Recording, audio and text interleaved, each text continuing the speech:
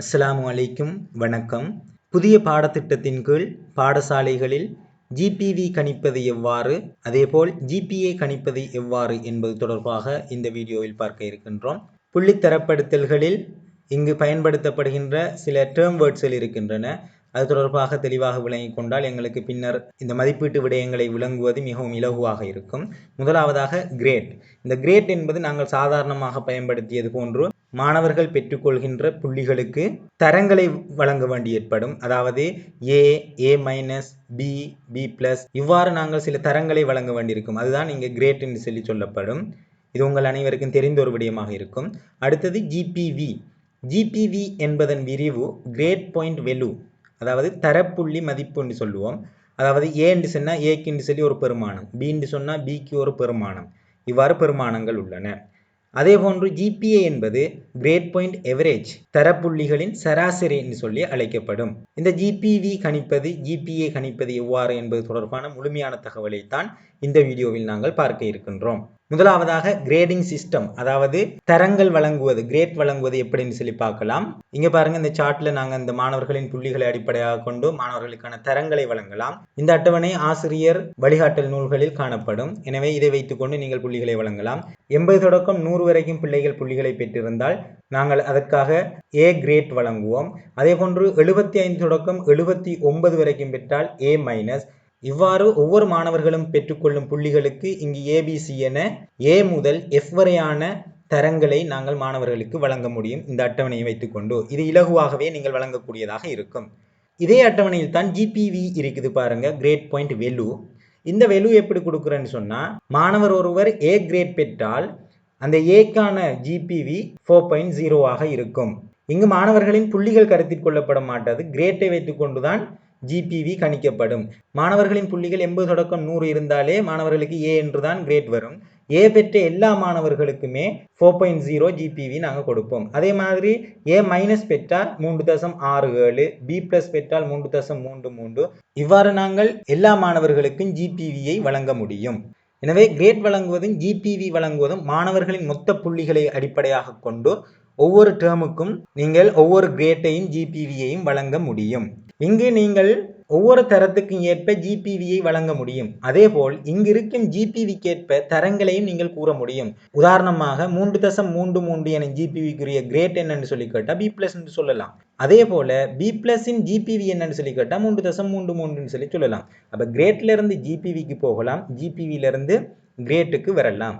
ஆனால் நாங்கள் great point average காணும் போது, கிரேட் பாயிண்ட் வேல்யூ அல்லாமல் கிரேட் பாயிண்ட் எவரேஜ் காணும் போது, உதாரணமாக நீங்கள் ஒரு மொடியூலை நடத்துகின்றீர்கள். அந்த மொடியூலில் ஒரு மாணவர் ஏ கிரேட்டை பெற்றிருக்கின்றார். ஆகவே ஏக்கான ஜிபிவி 4.0 சொல்லி ஜிபிவியை வழங்குவீர்கள். அதே போன்று இரண்டாவது மொடியூலை நடத்துகின்றீர்கள். இரண்டாவது மொடியூலில் B- பெறுகின்றார். அதற்கான ஜிபிவி 2.67 என்று சொல்லி ஜிபியையும் வழங்கலாம். இப்ப நீங்க இரண்டு மொடியூல்களுக்கும் சேர்த்து அந்த டேர்முக்கான மொத்த ஜிபிஐ கொடுக்க வேண்டியிருக்கும். அதாவது சராசரி ஜிபிவி காண வேண்டியிருக்கும். சராசரி ஜிபிவி இங்க இரண்டு மொடியூல்களையும் கூட்டி 2ஆல் வகுக்க வேண்டும். அவை இரண்டு மொடியூல்களின் ஜிபிவியை கூட்டி 2ஆல் வகுத்தால் ஜிபிஏ கிடைக்கும். அந்த ஜிபிஏ 3.335 சொல்லி உங்களுக்கு கிடைக்கப்பெறுகிறது. இப்போ என்ன செய்யணும்னு சொன்னா, இந்த இரண்டு மொடியூல்களுக்குமான ஜிபிஏ, அதாவது கிரேட் பாயிண்ட் எவரேஜை, சராசரியை கண்டுவிட்டீர்கள். இந்த சராசரிக்கு நீங்க மீண்டும் கிரேட் கொடுக்க வேண்டியிருக்கும். இந்த பாடத்தில் இறுதியாக மாணவர் மொடியூல் 1ஐ மொடியூல் 2ஐ முடித்த பிறகு என்ன கிரேட் பெற்றிருக்கின்றார்னு சொல்லி நீங்க அந்த கிரேட்டை கொடுக்க வேண்டி வரும். இந்த கிரேட்டுக்கு நீங்க இந்த ஜிபிஏ வைத்துக் கொண்டுதான் கொடுக்க வேண்டும். அதற்காக நடுப்பெருமானங்களை கொண்ட புதிய ஒரு அட்டவணையை நீங்கள் தயாரிக்க வேண்டியிருக்கும். இந்த அட்டவணை உங்களது கைநூல்களில் வழங்கப்படவில்லை. அவ்வாறான நடுப்பெருமானங்களை கொண்ட அட்டவணையை நான் இங்கு காட்டுகின்றேன். இவ்வாறான அட்டவணை நீங்கள் தயாரித்துக் கொள்ள வேண்டும். அல்லது நீங்கள் இதனை ஸ்கிரீன்ஷாட் எடுத்து வைத்துக் கொள்வதன் மூலம் மாணவர்களுக்கு ஜிபிஐயிலிருந்து கிரேட்டை வழங்க முடியும். இங்கு உதாரணத்தில் பெறப்பட்ட ஜிபிஐ பாருங்கள், 3.335. அப்ப இது இந்த ஜிபிஐயில் எந்த ரேஞ்சில் அடங்கும்னு சொல்லி நீங்க பார்க்கணும். அதை பார்த்தீங்கன்னு சொன்னா 3.335ங்கிறது எதுக்குள்ள வருதுன்னு சொல்லி பார்த்தீங்கன்னு சொன்னா, இந்த இது பாருங்க, 3.165 முதல் 3.5ங்கிற இந்த ரேஞ்சில தான் 3.335 என்பது கிடைக்கப்பெறும். எனவே இதற்கான கிரேட்டை பார்த்தீங்கன்னு சொன்னா இங்க B+ சொல்லி இருக்குது. எனவே இதற்கான கிரேட் நீங்க B+ கொடுப்பீங்க. எனவே இங்கே நீங்கள் ஞாபகம் வச்சிருக்க வேண்டிய விடயம் என்னென்னு சொன்னால், நாங்கள் இங்கே 2 அட்டவணைகளை பயன்படுத்த வேண்டியிருக்கும். முதலாவது அட்டவணை தான் நாங்கள் எல்லாவற்றிற்கும் பயன்படுத்த வேண்டியிருக்கும். இறுதியாக எவரேஜ் கணித்து எவரேஜிலிருந்து நாங்கள் கிரேட்டை வழங்கும் போது மாத்திரம் இந்த 2வது அட்டவணையை நாங்கள் அவதானிக்க வேண்டியிருக்கும். இப்போது நாங்கள் ஒரு மொடியூல் உள்ள ஒரு பாடத்திற்கு எவ்வாறு GPA கணிப்பது என்பது தொடர்பாக பார்க்கலாம். முதலாவதாக ஒரு கிரெடிட் உள்ள சப்ஜெக்ட் ஒன்றை எடுத்திருக்கின்றேன், ஜியோகிராஃபி. ஜியோகிராஃபிங்கிறது ஒரு கிரெடிட் உள்ள பாடம். இந்த பாடங்களுக்கான கிரெடிட் அதே போன்று அந்த கிரெடிட்களின் எண்ணிக்கைக்கு ஏற்ப மொடியூல்களின் எண்ணிக்கை எவ்வாறு அமையும் என்பது தொடர்பாகவும் அதன் மதிப்பீட்டு முறைகள் பற்றி முன்னைய வீடியோக்களில் பதிவிட்டிருக்கின்றேன். அவற்றை பார்வையிட்டு விளங்கிக் கொள்ளுங்கள். அதற்கான லிங்க் கீழே டிஸ்கிரிப்ஷனில் பதிவிட்டிருக்கின்றேன், அதனை பார்த்துக் கொள்ளுங்கள். எனவே ஒரு கிரெடிட் உள்ள பாட ஆசிரியர்கள் ஒரு பொருத்தமான ஒரு அட்டவணையை தயாரித்து வைத்திருப்பதன் மூலம் இதற்கான GPAக்களை இலகுவாக கண்டுகொள்ள முடியும். அதன் வடிவம் ஒன்றை இங்கு நான் காண்பிக்கிறேன், பாருங்கள். உதாரணமாக இங்கு மாணவர்களின் பெயர்களை நான் பதிவிட்டு இருக்கிறேன். நீங்கள் இதே போன்று ஒரு அட்டவணையை பதிவு செய்து கொள்ளலாம்.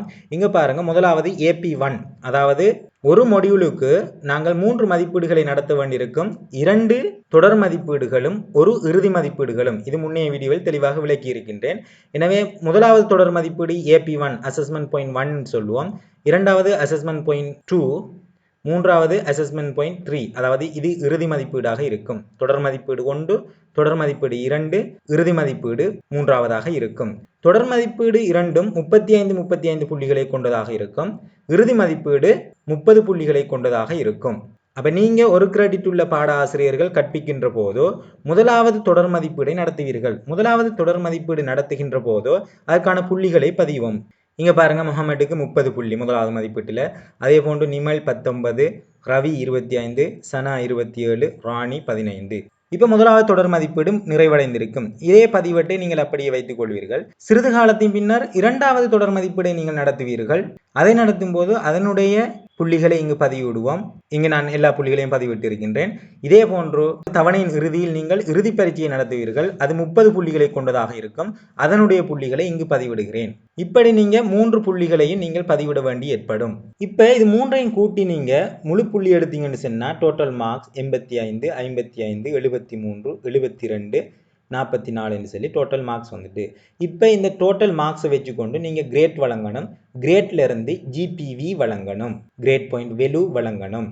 இதுக்கு நாங்கள் அந்த அட்டவணையை, அதாவது முதலாவது அட்டவணையை பயன்படுத்துவோம். பாருங்க, இந்த முதலாவது அட்டவணையை முதலாவது மாணவன் புள்ளி 85. அப்போ 85 இது எந்த ரேஞ்சில் வருதுன்னு பார்த்தீங்கன்னா முதலாவது ரேஞ்சில் 80 தொடக்கம் 100ங்கிறதுக்குள்ளேயே 85 வரும். அப்போ இதற்கான கிரேட் என்னன்னு சொல்லி பார்த்தீங்கன்னு சொன்னால் அதுக்கு பக்கத்தில் இருக்குது பாருங்க, கிரேட் A.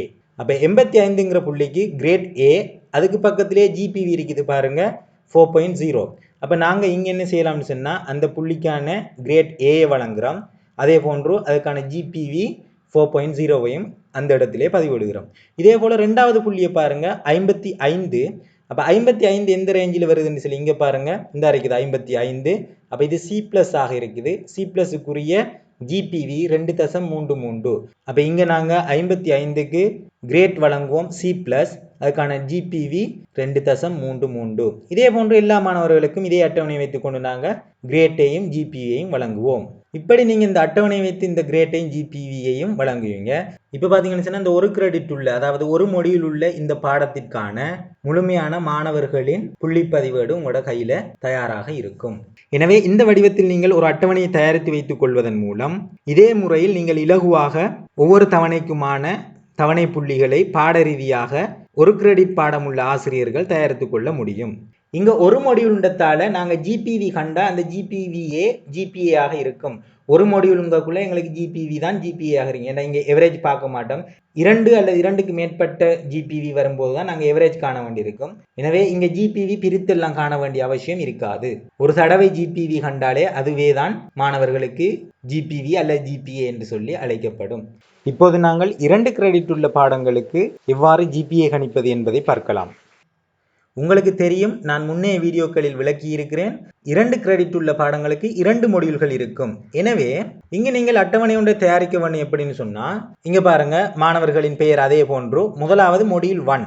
இங்க மொடியூல் 1க்கு நாங்க ஒரு மொடியூல் இருக்கிற பாடங்களுக்கு எப்படி செய்தோமோ அதே வேலையை தான் இங்கேயும் செய்வோம். பாருங்க, ஒரு மொடியூலுக்கு முதலாவது அசஸ்மெண்ட் பாயிண்ட் 1 அதாவது தொடர் மதிப்பீடு, முதலாவது தொடர் மதிப்பீடை நடத்துவோம், அதற்கான புள்ளிகளை இங்கு பதிவிடுவோம்.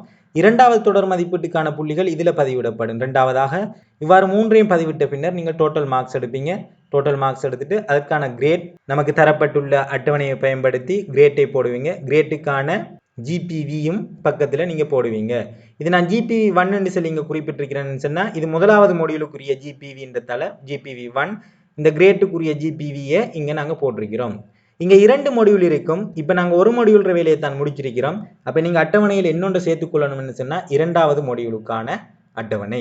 இந்த இரண்டாவது மொடியூலுக்கும் அதே போன்று தொடர் மதிப்பீடு 1, தொடர் மதிப்பீடு 2, தொடர் மதிப்பீடு 3 புள்ளிகளை பதிவிட்டு மொத்த புள்ளிகளை பெறுவோம். மொத்த புள்ளிகளிலிருந்து கிரேட்டை பெற்றுக்கொள்வோம். கிரேட்டிலிருந்து ஜிபிவி 2, அதாவது இரண்டாவது மொடியூலுக்கான ஜிபிவியை குறித்து கொள்வோம். இப்படி நீங்கள் முதலாவது மொடியூலுக்கு தனியே நடத்தி அதற்கான ஜிபிவியை பெற்றுக்கொள்வீர்கள். இரண்டாவது மொடியூலுக்கான ஜிபிவியையும் பெற்றுக்கொள்வீங்க. அதற்கு பிறகு இந்த அட்டவணையில் நீங்கள் என்ன செய்யணும் சொன்னால் ஃபைனல் ஜிபிஏ எடுக்கணும். ஜிபிவியில் இருந்து ஃபைனல் ஜிபிஏ எடுக்க போகிறோம். இந்த டேர்முக்கான ஃபைனல் ஜிபிஏயில் மொடியூல் இங்கு 2ன்றதால 2 மொடியூல்ற ஜிபிவியையும் கூட்டி 2ஆல் வகுக்க வேண்டும்.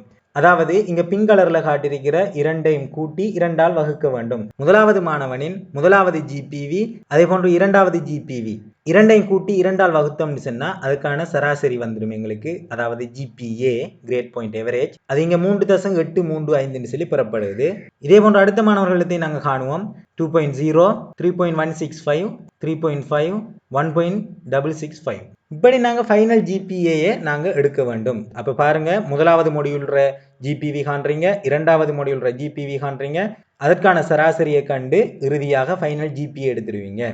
இது ஒரு டேர்முக்கான இறுதி ஜிபிஏ ஆக இருக்கும் இந்த பாடத்தில். இதற்கான கிரேட்டை நீங்கள் வழங்க வேண்டும். அதாவது 2 மொடியூலுக்குமான சராசரியை கண்டு அந்த சராசரிக்கான கிரேட்டை இறுதியாக அந்த பாடத்தில் மாணவர்கள் என்ன தரம் பெற்றிருக்கிறார்கள், ஏ பியான்னு சொல்லி நாங்கள் வழங்கணும். இதுக்குத்தான் நான் சொன்னேன் இரண்டாவது அட்டவணை பயன்படுத்தணும்னு சொல்லி. அந்த இரண்டாவது அட்டவணையை பாருங்க. முதலாவது 3.835. அப்போ டிரெக்டாகவே இங்கே இருக்குது பாருங்க, இது ஏ.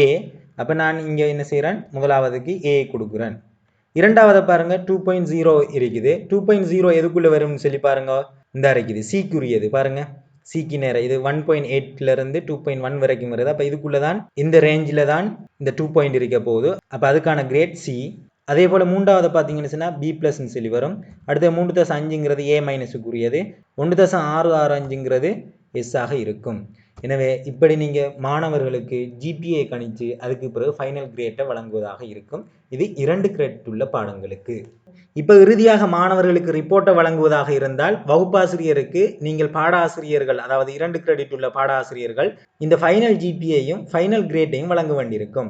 இதுதான் மாணவர்களின் இறுதி ரிப்போர்ட்டில் நீங்கள் வழங்க வேண்டிய புள்ளிகளாக இருக்கும். அதாவது மாணவர்களும் பெற்றோர்களும் அவர்களது அடைவுகளை அடையாளம் கண்டுகொள்வதற்காக தவணை இறுதியில் நாங்கள் ரிப்போர்ட் வழங்குற டைமில் ஒவ்வொரு பாடத்துக்கும் இந்த ஃபைனல் ஜிபிஏயும் ஃபைனல் கிரேட்டையும் மட்டும் வழங்கினால் போதுமானது. எனவே அந்த ரிப்போர்ட்டில் இந்த ஃபைனல் ஜிபிஏ ஃபைனல் கிரேட்டை குறிப்பதற்காக நீங்கள் வகுப்பாசிரியருக்கு இதனை நீங்கள் மார்க் ஷீட்டாக வழங்கக்கூடியதாக இருக்கும். இப்போ நாங்கள் 3 கிரெடிட் உள்ள பாடங்களுக்கு எப்படி இந்த அட்டவணையை தயாரித்துக் கொள்ளலாம்னு சொல்லி பார்ப்போம். 3 கிரெடிட் உள்ள ஒரு பாடத்துக்கு ஒரு தவணைக்கான ஒரு புள்ளி பகுப்பாய்வுக்கான ஒரு அட்டவணையை அந்த 3 கிரெடிட் உள்ள பாட ஆசிரியர்கள் எவ்வாறு தயாரித்து வைத்துக் கொள்ளலாம்னு சொல்லி பார்த்தால், முதலாவது நான் 3 கிரெடிட் உள்ள ஒரு பாடத்துக்கு உதாரணமாக மெட்ஸை எடுத்திருக்கிறேன். 3 கிரெடிட்னு சொன்னால் அங்கே 3 மொடியூல்கள் இருக்குன்னு சொல்லி உங்களுக்கு தெரியும். எனவே முதலாவது மொடியூலில் நீங்கள் தொடர் மதிப்பீடு 1, தொடர் மதிப்பீடு 2, இறுதி மதிப்பீடுன்னு சொல்லி 3க்கும் 3 கோலம் போடுவீங்க. இறுதியாக டோட்டல் மார்க்ஸ், அதே போன்று கிரேட், அங்கே கிரேட் பாயிண்ட் வேல்யூ 1, அதாவது ஜிபிவி முதலாவது மொடியூலுக்கானன்றதால நான் 1 சொல்லி போட்டிருக்கேன். அப்போ ஜிபிவி 1 கண்டுகொள்வீங்க. இது ஒரு மொடியூலுக்கானது. இந்த பாடத்துக்கு 3 மொடியூல் தானே, ஆகவே இரண்டாவது மொடியூலை பார்ப்போம். இரண்டாவது மொடியூலுக்கும் அதே போன்று நீங்கள் தொடர் மதிப்பீடு 1, தொடர் மதிப்பீடு 2, தொடர் மதிப்பீடு 3 டோட்டல், அதே போன்று அதுக்கான கிரேட் ஜிபிவி 2 ரெண்டாவது ஜிபிவி இவ்விடத்தை எடுப்பீங்க. திருப்பி மூன்றாவது மொடியூல் இருக்குதானே, மூன்றாவது மொடியூலுக்கும் அதே போன்று நீங்கள் வந்து மூன்றாவது ஜிபிவி இங்கே உங்களுக்கு கிடைக்கும்.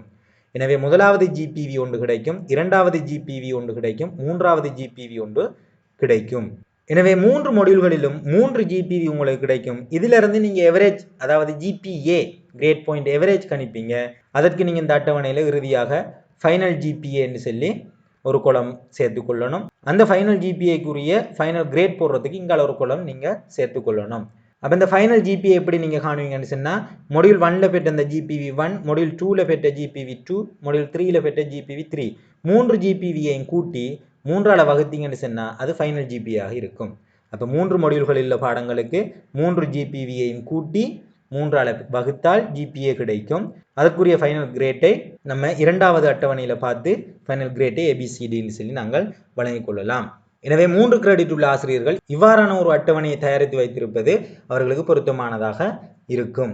இதனை நீங்கள் மெனுவலாகவும் செய்து கொள்ளலாம், அல்லது கம்ப்யூட்டர் வசதி உள்ளவர்கள், எக்ஸல் தெரிந்தவர்கள் எக்ஸல் சீட்டில் இதில் தயாரிப்பதன் மூலம் நீங்கள் 3 புள்ளிகளையும், அதாவது தொடர் மதிப்பீடு 1, தொடர் மதிப்பீடு 2, தொடர் மதிப்பீடு 3 மட்டும் வழங்கினால் அதற்கான டோட்டல் புள்ளி ஒட்டோவாக வார மாதிரியும், அதே போன்று grade, GPV, GPA, final grade, final GPA எல்லாமே ஒட்டோவாக வார மாதிரி நீங்கள் எக்ஸலில் தயாரித்து வைத்து கொண்டால் எல்லோருக்கும் இலகுவாக இருக்கும். எனவே கணிப்பீடு மதிப்பீட்டு செயல்முறைகள் இவ்வாறு தான் நடைபெறும். தொடர்ந்து கணிப்பீட்டு முறைகள் மற்றும் புதிய கற்பித்தல் நுட்பங்கள், முன்னாயத்த வேலைகள், இலகுவான கற்பித்தல் முறைகள் போன்ற தகவல்களை அடுத்தடுத்த வீடியோக்களில் தொடர்ச்சியாக எதிர்பாருங்கள். தொடர்ச்சியாக எமது வீடியோக்களை பார்வையிட இந்த வீடியோவை லைக் செய்யுங்கள், மற்றவர்களுக்கும் ஷேர் செய்யுங்கள், சப்ஸ்கிரைப் பண்ணுங்கள்.